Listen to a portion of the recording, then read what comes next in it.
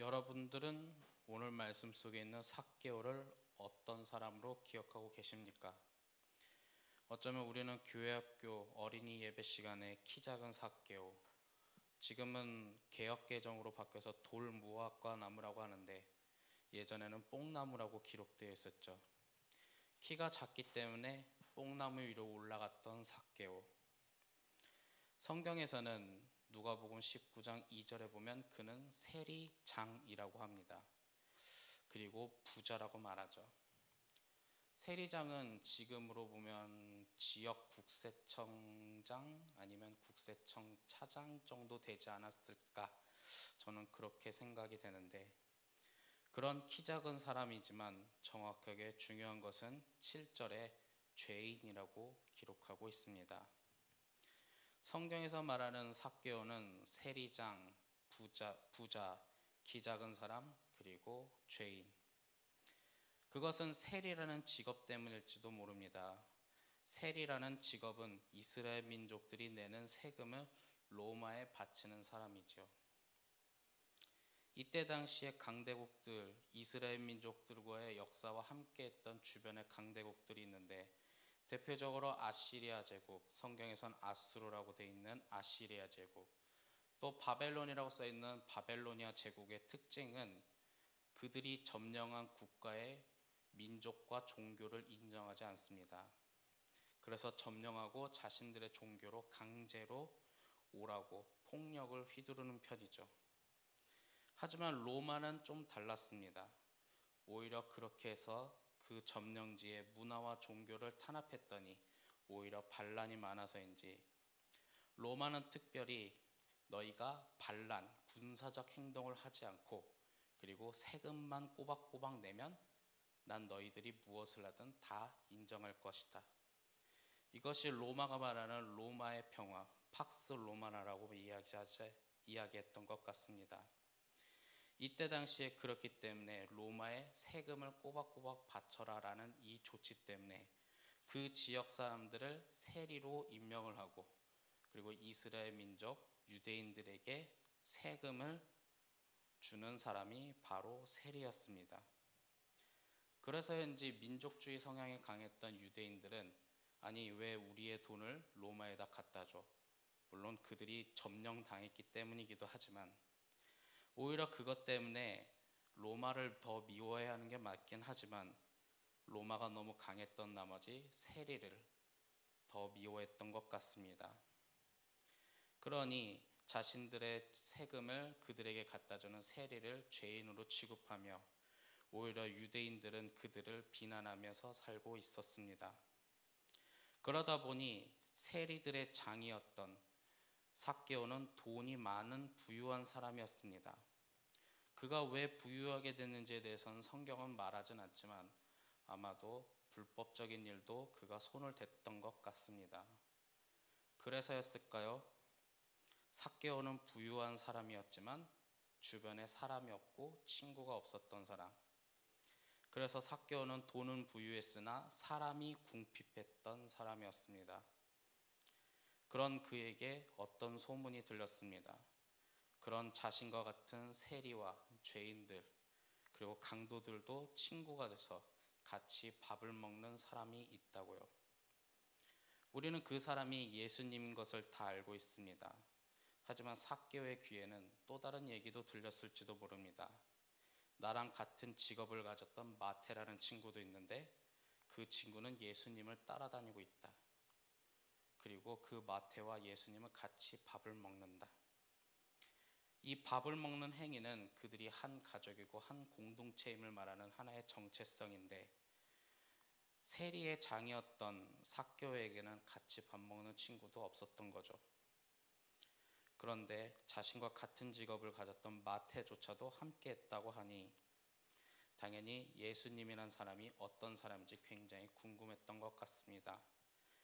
그런데 그는 키가 작아서 예수님이 오는 행렬을 볼 수가 없기 때문에 그 길가에 있던 돌무화과 나무에 올라가고 있었습니다. 어쩌면 우리는 성경의 이야기를 삭개오는 예수님을 보고 싶어서 돌무화과 가장 높은 곳으로 올라갔고, 그곳에서 예수님이 지나가신 것을 봤다 하고 이야기가 끝날 수도 있습니다. 하지만 예수님은 누가복음 19장 5절에 보면 그곳에 이르사 쳐다보시고 라고 기록이 되어 있습니다. 즉 길을 가다가 그 길을 멈춰서고 삭개오를 향해서 시선을 바라보고 삭개오를 바라봤다는 거죠. 여기서 저는 이런 상상을 해봅니다. 돌 무화과 나무 위에 올라간 사람이 삭개오 하나였을까? 어떤 사람은 예수님이 지나가는 것을 보고 싶어서 건물 옥상으로 올라가는 사람도 있었을 것이고, 누군가는 어린아이가 보고 싶어서 아빠의 어깨 위에 올라간 어린아이도 있었을 것이고, 하지만 돌 무화과 나무죠, 정확히. 돌 무화과 나무 위에 올라간 것은 삭개오 하나만은 아니었을 거라 생각합니다. 그렇다는 것은 예수님이 지나간 행렬 속에서 삭개오를 정확하게 인지하고 있었다는 거죠. 이 순간 바로 삭개오와 예수님의 인격적인 만남의 순간이 있었습니다. 제가 아까도 말했지만 같이 밥을 먹는다는 것은 너와 나는 함께하는 하나의 공동체라는 정체성을 갖고 있습니다. 그럴 때 예수님은 삭개오를 바라보면서 내가 너와 함께 밥을 먹겠다. 그 밥을 먹겠다는 것은 내가 너와 하나 된 공동체 의식을 갖고 있다라는 의미가 있습니다. 그런데 삭개오는 죄인입니다. 죄인과 함께 되면 같이 비난을 받을 수 있는 거죠. 즉 예수님도 같이 비난을 받을 수 있었지만 그럼에도 불구하고 죄인 삭개오의 집에 들어갔고 그와 함께 했습니다. 그 이유는 무엇일까요? 중요한 것은 그 이유는 삭개오도 잃어버린 양이기 때문입니다. 그렇게 잃어버린 양과 식사를 하는 것으로 끝나는 것이 아니라 그 이후 삭개오의 삶이 변화되었다는 거죠. 누가복음 19장 8절에 보면 삭개오가 자신의 재산 절반을 나눠주고 남의 것을 빼앗으면 4배나 갚겠다. 이 4배나 갚겠다는 것은 기존에 있었던 율법과 장로들의 전통, 그 모든 것을 내가 지키겠다라는 거죠.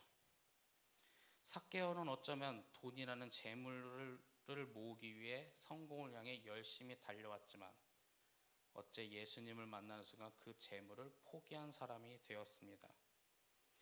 재물을 부유한 삭개오는 사람이 궁핍했는데 오히려 재물을 나눠주고 사람이 부유한 삭개오가 되었다는 점이죠. 그러나 중요한 것은 여기서 끝나는 것이 아니라 바로 예수님의 말씀입니다. 9절, 삭개오의 집에 구원이 이르고 삭개오도 아브라함의 자손이다.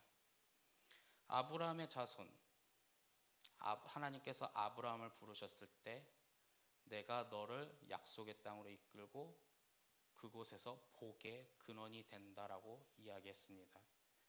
복의 근원은 바로 아브라함을 통해 이곳에 하나님 나라를 보여주겠다는 거죠. 그런데 그것이 시간이 지나 예수님은 삭개오의 집이 구원에 이뤘고 아브라함의 자손이라 말합니다. 그것은 뭐냐? 그가 재물만을 위해 열심히 살아왔지만 잃어버린 양이었던 그 삭개오가 변화되었을 때 그곳에 주님의 나라, 하나님 나라가 이루어진다는 것을 말합니다. 그렇다면 우리는 이런 생각을 해볼 필요가 있습니다. 우리가 잃어버린 양인지 내가 잃어버린 양인지는 모르겠지만 하나님께서 우리가 주님과 항상 동행하며 살아간다면 하나님은 우리를 향해 아브라함의 자손이라 말하지 않을까요? 우리는 세상 속에 나아가면서 그곳에서 하나님의 말씀을 듣고 그 말씀을 실천하며 살아갈 때 세상 사람들은 우리를 통해 하나님을 볼 것입니다. 그런 선포 속에 누가복음은 그렇게 말을 하는데 삭개오의 이야기는 누가복음에만 기록되어 있습니다. 누가복음의 핵심 주제는 우리가 읽었던 10절 말씀, 인자가 온 것은 잃어버린 자를 찾으러 함이라. 잃어버린 자를 구원하려 함이라. 그것은 하나님의 말씀을 듣고 살아가는 그 세상 모든 사람들에게 주님은 다가가고 있는 거죠. 사도 바울은 이방인을 위한 사도, 세계 복음화를 위해 버려졌던 이방인들을 위해 그들에게 복음 증거했고, 누가복음은 그 사도 바울의 제자였습니다. 그 누가 또한 이 사도 바울의 뜻에 따라 예수님의 모습을, 잃어버린 자를 찾기 위해 하나님의 마음, 예수님의 마음을 말하고 있죠. 그렇다면 여러분들에게 한번 이런 질문을 드려보고 싶습니다. 여러분들의 마음은 어떤 마음입니까? 분명히 오늘 말씀 속에 하나님의 마음, 예수님의 마음은 잃어버린 자를 찾아 구원하려 하는 마음이 있습니다. 그렇다면 우리는 우리의 마음 속에, 적어도 주님과 항상 만나고 동행하며 기도하는 우리는 어떤 사람이라는 거죠. 분명히 예수님도 길을 가다 잃어버렸던 그 삭개오를 쳐다봤습니다. 그리고 그에게 가장 필요한 것을 주었고, 그리고 그가 변화되었습니다. 그렇다면 여러분들은 어떤 사람입니까? 그리고 오늘 이 시간 끝나고 세상 속에 나갈 때 여러분들에겐 어떤 일이 펼쳐질까요? 중요한 건 하나님께서는 아브라함을 통해 복의 근원, 그리고 그것에서 하나님 나라, 그리고 그것으로 끝나는 것이 아니라 삭개오를 통해 이곳에 구원이 이르렀고 이 사람도 아브라함의 자손이다. 그건 삭개오를 통해 복의 근원, 바로 하나님 나라가 시작되고 있다는 거죠. 그렇다면 오늘 말씀 속에 우리는 또한 세상 속에, 그리고 가정 속에, 그리고 여러 곳에 나아갈 때 우리를 통해 복의 근원이 될지를 한번 생각해 봤으면 좋겠습니다. 이유 어쨌든 주님은 여러분들과도 함께하고 있기 때문이죠. 그렇게 주님의 말씀, 하나님의 마음으로 복의 근원, 아브라함의 자손으로 살아가는 사람이 바로 성도이며 진실된 그리스도인이기도 합니다. 오늘 이 시간 말씀을 끝나고 여러분들은 기도하며 부르짖을 때, 주님 나와 함께하여 주시옵소서. 삭개오를 바라봤던 것처럼 주님 나를 좀 더 바라봐 주십시오. 그렇게 기도할 수 있지 않을까요?